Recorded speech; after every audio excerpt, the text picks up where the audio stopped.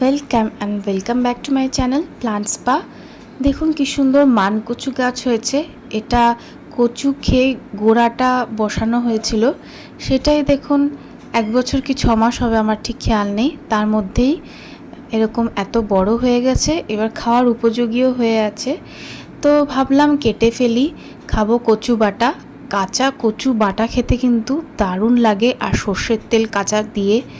আর কাদের কাদের এরকম কচু বাটা খেতে ভালো লাগে অবশ্যই জানাবেন। এবার যেমনি ভাবা তেমনি কাজ, নারকেল কোড়ানো হয়ে গেছে, কচুটাও গ্রেট করে নুন জলে চুবিয়ে ছেঁকে দেওয়া হয়ে গেছে মিক্সারে, কাঁচা লঙ্কা, কালো সর্ষে, স্বাদ মতো নুন, ব্যাস এবার মিক্সিতে পেস্ট করে কাঁচা কচু বাটা একদম রেডি। ওপর দিয়ে একটুখানি সর্ষের তেল ছড়িয়ে দিলেই কি স্বাদ।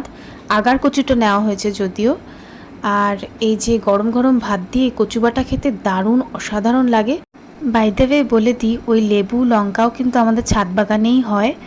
যাই হোক, ভিডিওটা করছি এখানেই এন্ড। যদি ভালো লেগে থাকে তো চ্যানেলটিকে লাইক করুন, শেয়ার করুন, সাবস্ক্রাইব করুন আরও সুন্দর সুন্দর গার্ডেনিং ভিডিও দেখার জন্য। Thank you.